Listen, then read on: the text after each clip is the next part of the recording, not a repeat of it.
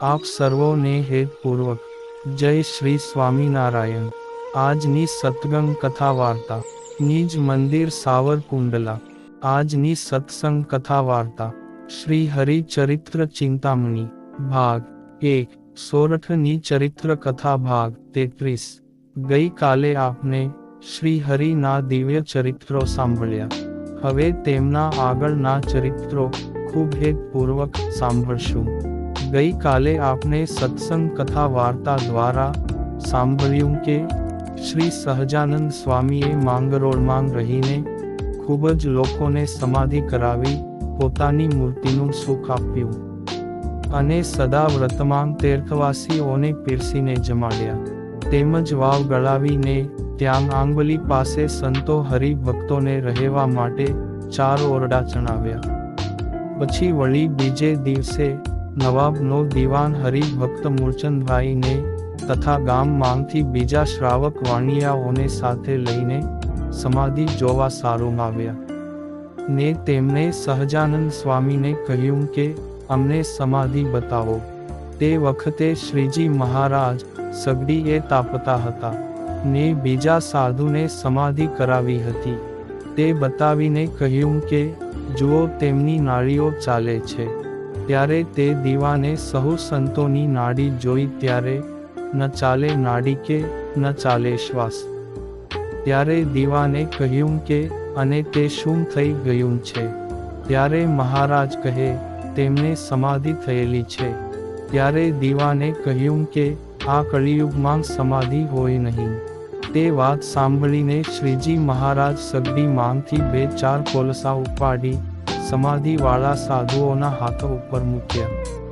ત્યારે કાંડું બળવા માંડ્યું અને લોહી ખદબદવા માંડ્યું તો પણ સાધુ સમાધિમાંથી જાગ્યા નહીં। તે વખતે દીવાન સાથે જે બીજા વાણિયા હતા તેમાંથી એક જેણે સાધુના કાંડા ઉપરથી સળગતો કોલસો નીચે પાડી દીધો। પછી દીવાન બોલ્યા કે હે મહારાજ તમે સાધુને જગાડો।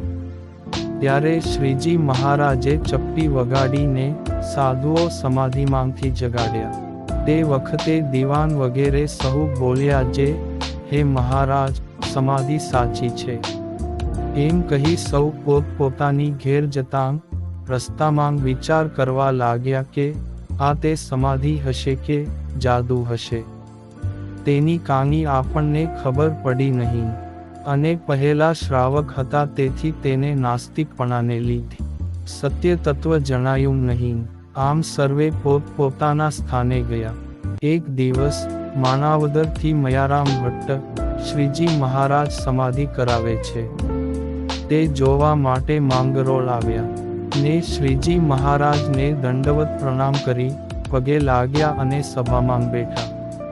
તે વખતે મયારામ ભટ્ટને મહારાજ કહે તમારે સમાધિ જોવી હોય ને ભગવાનના દર્શન કરવા હોય તો આ સાધુની સામે બેસીને સ્વામિનારાયણ સ્વામિનારાયણ એ મહામંત્રનો જાપ કરો। ત્યારે ભટ્ટજીએ સૌની સાથે ભજન કરવા માંડ્યું। ત્યાં તો પોતાના નાડી પ્રાણ ખેંચાવા લાગ્યા। ત્યારે ભટ્ટજીને થયું કે આ તો મને કંઈક જાદુ કર્યું લાગે છે। એમ જાણીને ભજનમાંથી ઉઠી મંદિરની બહાર આવ્યા અને વાવને કાંઠે ઊભા તેમાંથી જળ સિંચીને પોતાનું મોઢું ધોયું ને પાણી પીધું। તે વખતે શ્રીજી મહારાજ કહે ભટ્ટજી તમે કેમ ઉઠ્યા? ભજન કરવા બેસો। ત્યારે ભટ્ટજી ફરીથી ભજનમાં બેઠા। ત્યાં તો વળી નાડી પ્રાણ તણાવવા લાગ્યા જેથી પાછા ભજનમાંથી ઉઠ્યા।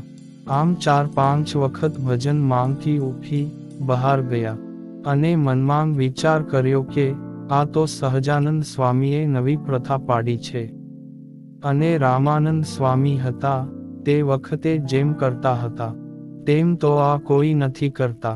આમણે તો ગુરુની પાડેલી સર્વે પ્રથા બગાડી નાખી।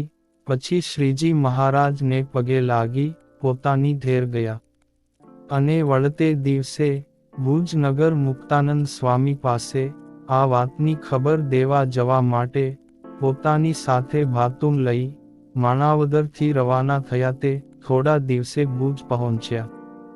ત્યાં મુક્તાનંદ સ્વામીને પગે લાગીને માંગરોળ માંગ શ્રી હરિએ ચલાવેલા સમાધિ પ્રકરણની સઘળી વાત વિગતે કરી અને કહ્યું કે સ્વામી તમે ત્યાં પધારો ને સહજાનંદ સ્વામીએ શ્રી રામાનંદ સ્વામીની પ્રથા સાવ બગાડી નાખી છે, તો તેમને ઠપકો દઈને સમજાવો. વળી સહજાનંદ સ્વામી તો રામાનંદ સ્વામીનું નામ લેતા નથી અને પોતાનું જ ભજન કરાવી સૌને સમાધિ કરાવે છે અને સૌ કોઈને ધામમાં મોકલે છે. તમે તો અહીં બેઠા રામકથા કરો છો, પણ પાછળ આપના ગુરુએ સ્થાપિત કરેલી પ્રથા બગડી રહી છે તેની તમને ખબર નથી. સત્સંગ માં તો આપ મોટેરા છો એટલે સહજાનંદ સ્વામીને વઢીને પણ કહી શકશો. ત્યારે મુક્તાનંદ સ્વામી બોલ્યા કે ભટ્ટજી ચાલો આપણે તેમને ઠપકો દઈએ. એમ કહી ભુજ નગરથી ચાલ્યા તે માંગરોળ બંદરે આવ્યા. તેવા સમયે શ્રીજી મહારાજ થોડા સંતોને લઈ હરિભક્તોને દર્શન દેવા માટે ગામડે ફરતા ફરતા મિગપુરમાં સોની નારાયણજીને ઘેર પધાર્યા ને તેમના ઘરના માણસોએ થાળ કરી શ્રીજી મહારાજ તથા સંતોને જમાડ્યા. બપોર પછી સભા કરી પોતે ગાદી તકિયા ઉપર બિરાજમાન થયા અને કથા કરાવતા હતા. તે વખતે મુક્તાનંદ સ્વામી તથા મયારામ ભટ્ટ આવ્યા. ત્યારે શ્રીજી મહારાજે સામે ઊભા થઈને સ્વામીને મળ્યા ને સભામાં ગાદી તકીઓ નંખાવી તેના પર બેસાડ્યા. પછી કથાની સમાપ્તિ થઈ અને સૌ પોતપોતાની સ્થાને ગયા. ત્યારે મુક્તાનંદ સ્વામી વાત કરવા લાગ્યા કે આ સમાધિનું પ્રકરણ ચલાવ્યું છે તે સારું નથી ને અષ્ટાંગ યોગ વિના સમાધિ થાય નહીં. સમાધિ તો મોટા યોગીને પણ દોયેલી છે અને આપ જેને તેને કરાવો છો, માટે આ પાખંડ મેલી દ્યો. ત્યારે શ્રીજી મહારાજ બોલ્યા કે સ્વામી આમાં હું કાંઈ કરતો નથી, પરંતુ સર્વે લોકો ગુરુદેવ રામાનંદ સ્વામીનું ભજન કરે છે અને તેમને સમાધિ થાય છે, એમાં અમે શું કરીએ? ત્યારે મુક્તાનંદ સ્વામી કહે જ્યારે રામાનંદ સ્વામી હતા ત્યારે આવી પ્રથા ન હતી અને કોઈને સમાધિ પણ થતી નહોતી. તે પ્રથા તમે કેમ બગાડો છો અને વળી આ નવી સમાધિની પ્રથા પાડો છો? એવી રીતે ઘણીક વાતો કરી અને કહ્યું કે ગુરુદેવ રામાનંદ સ્વામીના ગયા પછી તમારે આવું ન કરવું જોઈએ. એમ ઘણો ઠપકો દીધો. ત્યારે શ્રીજી મહારાજ મોઢા આડો રૂમાલ રાખી મંદ હસતા હતા.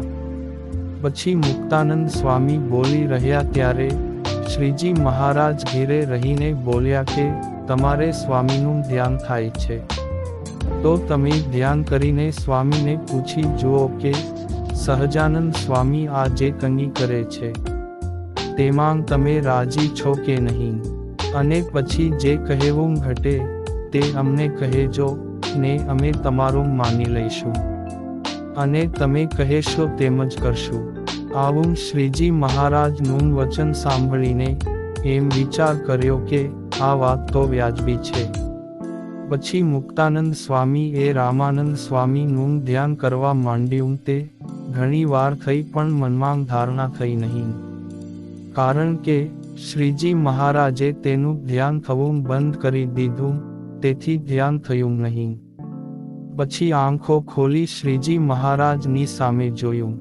ત્યારે શ્રી હરિએ પોતાના હાથનો લટકું કર્યું ને કહ્યું કે સ્વામી હવે ધ્યાન કરો.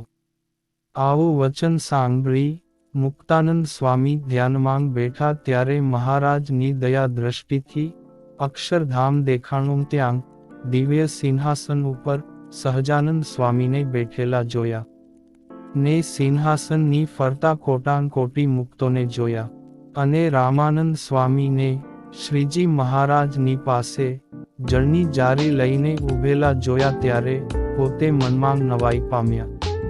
પછી શ્રીજી મહારાજે મુક્તાનંદ સ્વામીને સમાધિ માંગથી જગાડ્યા. તેથી સ્વામી એ દેહમાં આવીને વિચાર કરવા માંડ્યો કે મને જે આ દર્શન થયા તેમાં તો સહજાનંદ સ્વામી સર્વોપરી હોય તેવું લાગે છે. અને રામાનંદ સ્વામી તો તેમની સેવા કરે છે. માટે હવે આ વાતનું મારે સત્સંગમાં શી રીતે સમાધાન કરવું, એમ વિચારીને પોતે ઉદાસ થઈ ગયા. ત્યારે શ્રીજી મહારાજે કહ્યું, હે મુક્તાનંદ સ્વામી, તમે ઉદાસીન કેમ છો? અહીં આ સભામાં તમને જેનો વિશ્વાસ હોય તે બતાવો તો તેને આપણે સમાધિ કરાવીએ. પછી મુક્તાનંદ સ્વામીએ કહ્યું કે આ સંતદાસજીને તથા માધવદાસજીને અને જેઠામેરને તથા અદામેરને સમાધિ કરાવો. ત્યારે શ્રીજી મહારાજે ચપટી વગાડી તેમને સમાધિ કરાવીને ચારેયને ધામમાં મોકલ્યા. પછી તેમના ઉપર ગોદડા ઓઢાડ્યા અને સ્વામીને કહે, તમે આ ચારેયની નાડીઓ તપાસીને અમારી પાસે આવો. ત્યારે મુક્તાનંદ સ્વામીએ ચારેય જણની નાડીએ તપાસી, તે ચાલતી ન હતી અને શ્વાસ પણ ચાલતો ન હતો. પછી શ્રીજી મહારાજ પાસે આવ્યા ત્યારે સ્વામીને પૂછ્યું કે તમે નાડી જોઈ તે શું જણાયું? હવે અમે કહીએ તે સાંભળો. પછી પોતે બોલ્યા, સંતદાસજી હાથ ઊંચા કરો. ત્યારે સંતદાસજીએ હાથ ઊંચા કર્યા અને તેની માથે ગોદડું ઢાંકેલું હતું તે એક બાજુ પડ્યું. ને પછી શ્રી હરિએ કીધું કે સંતદાસજી હાથ નીચા કરો. ત્યારે તેમને હાથ નીચા કર્યા. આવો ચમત્કાર જોઈને સૌ સંત હરિજન આશ્ચર્ય પામ્યા. પછી શ્રીજી મહારાજે ચારેયને સમાધિમાંથી જગાડ્યા. તે વખતે સંતદાસજી વગેરે ચારેય જણા બોલ્યા કે આ સહજાનંદ સ્વામી છે તે જ સાક્ષાત પુરુષોત્તમ નારાયણ પોતે છે. અને રામાનંદ સ્વામી તો તેમની સેવામાં ઊભા છે. તો પણ મુક્તાનંદ સ્વામીને તે મનાયું નહીં. પછી સૌ મેઘપુરથી ચાલ્યા. તે આખા પીપલાણા અને અગતરાય થઈ કાલવાણીમાં આવીને રાત રહ્યા. ત્યાં શ્રીજી મહારાજે સભામાં ઘણીક વાતો કરી. પછી રાત્રિ થઈ તે સૌ જમીને સૂતા. પછી સવારે ઉઠીને સૌ નહાવા જવા તૈયાર થયા. ત્યાં તો તત્કાળ શ્રીજી મહારાજ નહાવા પધાર્યા. તે વખતે બીજા સાધુ તથા મુક્તાનંદ સ્વામીના મંડળના જે સાધુ હતા એ તથા હરિભક્તો નાહવા માટે ચાલી નીકળ્યા. ને મુક્તાનંદ સ્વામીને તૈયાર થતા થોડીવાર લાગી, તેથી પાછળ એકલા રહી ગયા.